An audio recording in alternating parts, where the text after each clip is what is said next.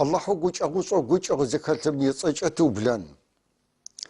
أعزائي الطلاب، أمامنا الآن درس جديد.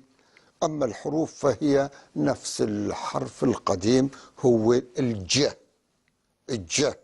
ولكن هون مع حروف علة في في نهاية الحرف.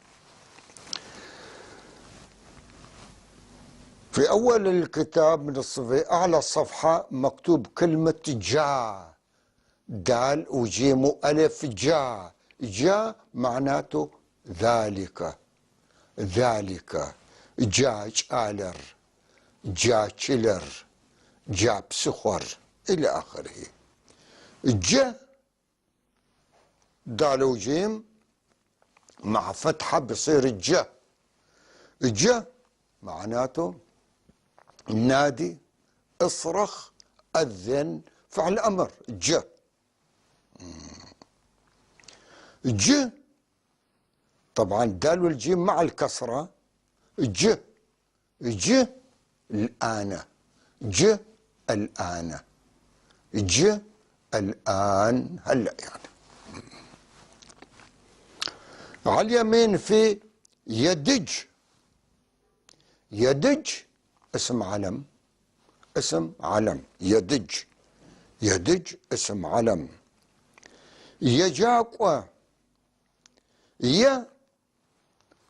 يا ضمير الشخص الثالث المفرد في الزمن الحاضر. يجا، جا الياء ضمير. يجا يقرأ، قوى بصير اسم فاعل. شنو اسم فاعل؟ مثلا أكل، آكل، ضرب، ضارب، على وزن فاعل. قتل، قاتل، ذهب، ذاهب. وهذا كمان القوى نفس الكلام عم بصير مع آخر الفعل، بصير اسم فاعل. يجاقوى معناته قارئ، يجاقوى قارئ. زدجخ، ز مع د سوية. ج يقرأ، خ للجمع. زدجخ يقرؤون معا. منعيد شرح التركيب. ز معا. د سوية كمان، ز جمع، د سوية. ج يقرأ، الخ للجمع. زدجخ يقرؤون معا. عنوان النص: يدجر جامبوترا. يدج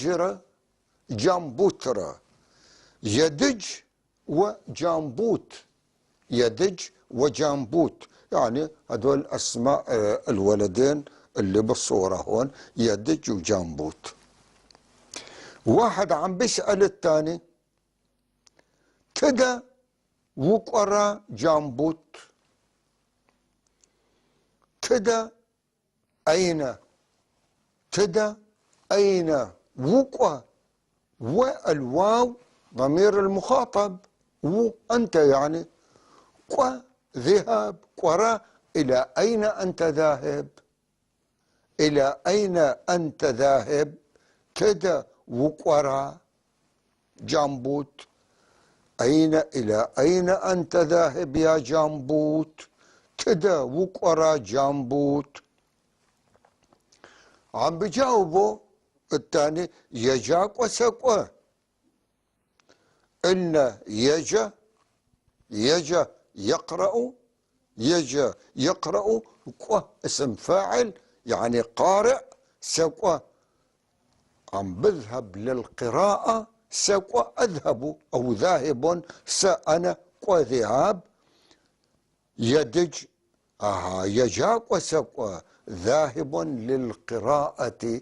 يا يدج ذاهب للقراءة يدج يجاقوى يجاقوى هو اسم فاعل قارئ يجاقوى سقوى اذهب للقراءة يدج التركيب هكذا يجاقوى سقوى. وتدو قرا عم بيجاوبوا قال له انا رايح للدراسه وعم بيساله بنفس الوقت وانت تدى اين وقرا اين ذاهب وانت لوين رايح وتدى وقرا اشاره استفهام طبعا عم بيسال تدى اين عم بيجاوبوا سري يجاق وسقوا أنا أيضا ذاهب للدراسة يجاقوى للدراسة لأدرس سقوى أذهب الآن سقوى أذهب الآن للدراسة أنا ذاهب للدراسة. الجملة اللي بعدها يدجر جامبوترا يدجر جامبوترا. هنا يدج اسم علم جامبوت بدي أعلق على كلمة جامبوت شوي. لاحظوا هنا كلمة جامبوت ما سع السطر حطوا كلمة جامبوت شحطة مثل ما أعطيناكم في الدرس السابق. إذا ما سع الكلمة بالسطر بتحط شحطة وبتبدأ من السطر الجديد. وهون عاملين هيك جامبوترا يدجر جامبوترا زديجخ معناته يقرؤون معا زديجخ مجموعة دي سوية معا ديجة يقرأ والشيء للجمع يقرؤون معا. آخر يجاقوى زدقوخ آخر هؤلاء هو آخر هؤلاء للجمع. يجاقوى زدقوخ يجاقوى يذهبون معا للقراءة. هون في ناحية صغيرة كمان بحب أعلق عليها. نحن عندنا في الكلام المستعمل ما بيقولوا زداقوخ بيقولوا زداقوخ وهذا خطأ طبعا. زداقوخ هو الأصلح طبقا لقواعد السوابق واللواحق. بارق خمرة أرق خمرة بزخاب زويا أم نحدشتا زداقوخ بوم نحسبق زداقوخ والنحي.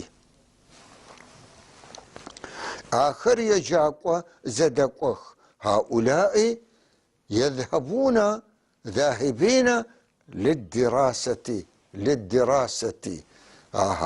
يجاقوى كلمة قوى مع بعد الفعل بيعطي اسم فاعل باسم فاعل. يجاقوى قارئ للقراءة. أيوة زداقوخ معناته يذهبون مع بعضهم البعض زداقوخ. تحت في مستطيلات المستطيل الأعلى بيقول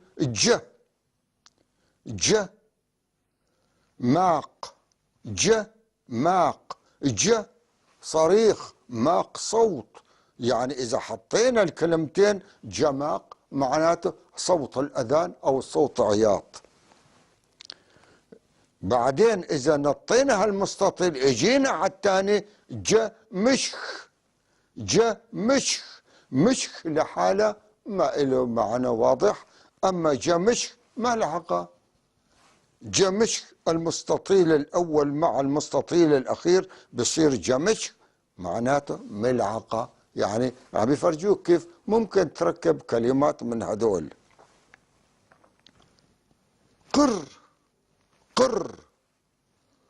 قر أو قرش أو قرش هو الصخر الأصم يعني الصخر اللي إذا دقيت عليه ما بيطالع الصوت قوي، لأنه ما في فراغ، ما في مسامات قر. قا تحته في قا، إذا حطينا اللي بعده القا مع القر بصير قاقر. قاقر كلمة مرت معنا أنه زريبة أو مستودع للأدوات الزراعية. القا مع المستطيل اللي بعده قاقوة، معناته تعال إلى هنا. قاقوة تعال إلى هنا، أو هو آت. جالر قاقوة، جالر قاقوة الولد آت. سادي قاقوة تعال لعندي قاقوة. القا منحطه مع المستطيل اللي بعد القوة بصير قاشق. قاشق مر معنا كفكير، كفكير مرغفة أو كفكير. إذا حطينا القا مع الشتاء اللي تحته، اشتاء معناته خذ، فعل أمر اشتاء، فعل الأمر اللازم اشتاء خذ. قاشته، قاشته هات إلى هنا، طالع عطيني. قاشته ضع، قاشته ضع. إذن هدول الكلمات هيك لفظا هالمستطيلات، يعني حاطين ممكن تركب كلمات من هدول حسب اجتهاد الطالب وإمكانياته. أعزائي الطلاب، بنعيد الدرس بشكل سريع. من الأعلى جاء، جاء ذلك، ج عيط اصرخ أذن، ج الآن، ج الآن. نحن بيقولوا عنا هج، لا ما في حرف هي بالتشركسي، وبالتالي هالكلمة مش مضبوطة. ج الآن ج، ما هج، هي ما في هي باللغة التشركسية. ج. يدج، يدج اسم علم، اسم علم. يجاقوة، يجاقوة معناته اسم فاعل لكلمة قرأ، قارئ، قارئ، قارئ للقراءة. زديجخ، زديجخ يقرؤون معا، زديجخ يقرؤون معا. زديجك من أربع كلمات في الواقع، أو أربع مصطلحات. ز، ز جمعا، د العمل معا، ج ديج قراءة، الخ للجمع. إذن في هون سابقتين والفعل ولاحقة للجمع، أربعة كلمة وسابقتين ولاحقة، أو تقريبا مثل ما تقول أربع كلمات. عنوان النص يدجر جامبوترا. را معناته واو حرف عطف، واو عطف. يدجر جامبوترا، يدج وجامبوت. واحد عم بقول للثاني تدوق وراء جامبوت، تدا أين، تدا أين، أو تدا إلى أين، أين وإلى أين. وقرا ذاهب، وقرا ذاهب، وقرا. هاي الألف هون إلى قواعد خاصة راح يجيكم في دروس مقبلة بعيدة شوي. تدا وقرا، تدا وقرا. إلى أين أنت ذاهب جامبوت، تدا وقرا جامبوت. يجاك وسقوا الجواب، يجاك وسقوا ذاهب للقراءة يا يدج، يجاك وسقوا يدج. وتدو قرا، وأنت إلى أين ذاهب. سري وأنا أيضا، الياء هون كلمة أيضا. يجاك وسقوا كمان ذاهب للقراءة، سقوا أنا ذاهب الآن، سقوا فعل مضارع يعني. يدجر جامبوترا زديجخ، يدجر جامبوترا زديجخ. يدج وجامبوت يقرؤون معا، زديجخ عم بيقروا مع بعضا. آخر يجاقوا زدقوخ، آخر يجاقوا زدقوخ. هؤلاء ذاهبين للقراءة، يذهبون معا للقراءة، يجاقوا زدقوا، يذهبون معا للقراءة. تحت في مستطيلات ج عيط، اصرخ، ماق صوت، مشخ غير مأكول كمان بيجي معنا، تحته قر صخر، قا اللي بعده قا، إذا حطينا المستطيل قا مع المستطيل اللي قبله قاقر بصير زريبة مستودع. القا مع المستطيل اللي بعده قاقوة، تعال اقبل. وقا مع المستطيل اللي بعده قاشق بصير كفكير. قاشته، هات لهون، ضع هنا، اعطني. قاشته معناته اعطني. أعزائي الطلاب، ننتقل الآن إلى كلمات الدرس وإلى قواعد الدرس. كلمات الدرس: جاء ذلك، جاء ذلك، جاء ذلك. ج الآن، ج الآن، ج الآن. ج اصرخ، نادي، أذن كمان، الأذان ج. يجاقوى، يجاقوى طالب مدرسة، طالب مدرسة أو اسم فاعل من طالب، فاعل مدرسة، يعني يجاقوى طالب مدرسة أو للقراءة، للقراءة لكي يقرأ. تدأ أين، تدأ أين، بصير أين، بصير إلى أين. تدوق، ما بصير تقول باللغة العربية أين ذاهب، إلى أين ذاهب.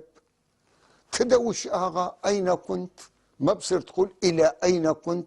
إذا تدا بصير أين أين كنت وإلى أين. وقرا ذاهب أنت، وقرا ذاهب أنت. جمشخ ملعقة، جمشخ ملعقة الطعام اللي بناكل فيه. جماقة، جماقة صوت نداء، صوت أذان. جماقة صوت أذان أو صوت نداء. اشتى فعل أمر، اشتى فعل أمر، فعل أمر. استولي، خذ فعل أمر. منعيد كلمات الدرس. جاء ذلك، جاء ذلك. ج الآن، ج الآن، ج الآن. ج فعل أمر، اصرخ، نادي، أذن، اصرخ، نادي، أذن. ج. يجاقوى طالب مدرسة، طالب مدرسة. بصير كمان يجاقوى إلى للقراءة. يجاقوى، يجاقوكر طلاب المدارس، تيجي إلى يجاقوكر طلابنا الأعزاء، طلابنا الأعزاء مثل ما بتقولوا.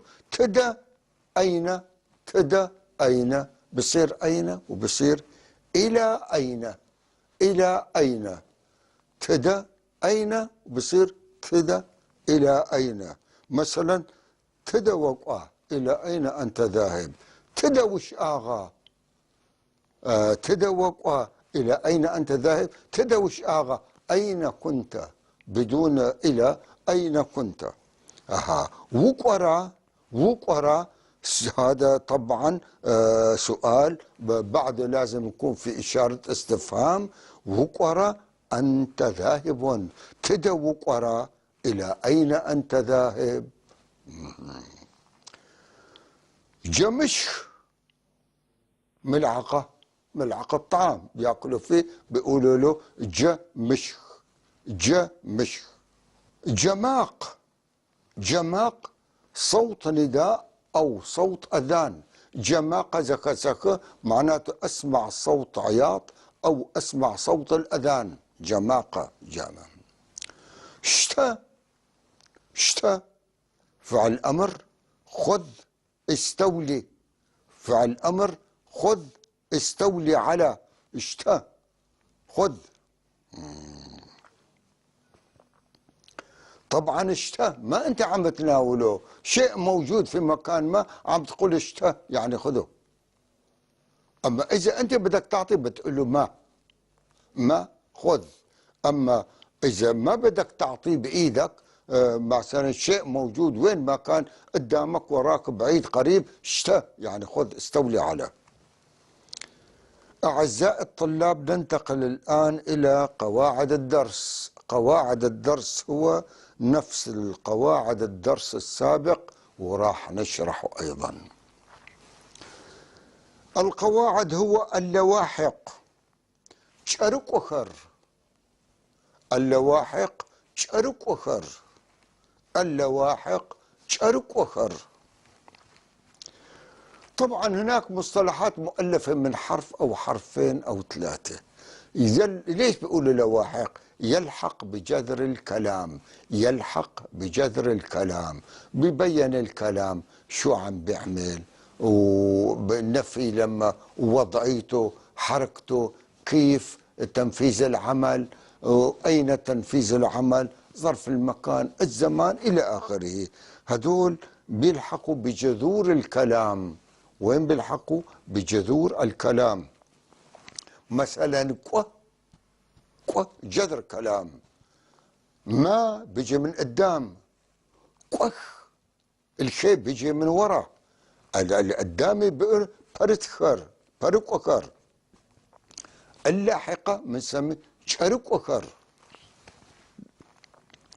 وأيضا حالات النفي، حالات النفي مثلا كو فعل أمر اذهب، كن ذهاب مصدر، كن ذهاب مصدر، كو اذهب فعل أمر.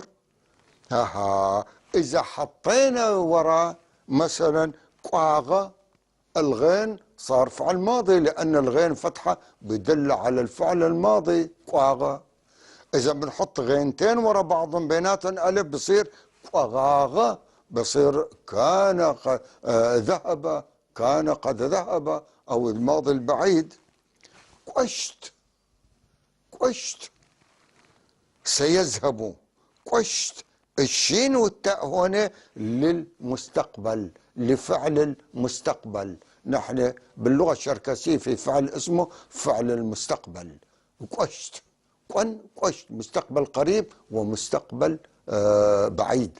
المستقبل القريب يعني هلا كن كن كمان النون هون من اللواحق كن. أما كشت سيذهب أو سوف يذهب، سوف يذهب. إذا مستقبل عندنا نوعين من المستقبل، مستقبل قريب ومستقبل بعيد. كنب أو كتب، كواغب. البي هون لاحقة. كنب كن كنب كن ذهاب مصدر كلمة يذهب. كنب لن يذهب، كتب لن يذهب، كنب لن يذهب. إذا بنعيد القواعد لأن القواعد ضروري جدا أعزائي الطلاب. في درس سابق نحن قلنا فرق آخر السوابق واللواحق. ليش سوابق؟ لأنه يسبق جذر الكلام. اللواحق يلحق بجذر الكلام، يلحق بجذر الكلام. شارك آخر اللواحق، شارك آخر اللواحق. هناك مصطلحات مؤلفة من حرف أو حرفين أو ثلاثة تلحق بجذور الكلام تسمى لواحق. تحدد أزمنة الأفعال والجموع والنفي والأمكنة إلى آخره. مثال ذلك إذا جبنا كلمة كو اذهب فعل أمر، بيجي اللاحقة الحرف الغين فتحة بصير كواغا، بغيره من كو إلى كواغا فعل ماضي. مثلا كو حطي له كوش الشين والتاء بصير كوشت. سوف يذهب سيذهب أو سيذهب هذا فعل المستقبل.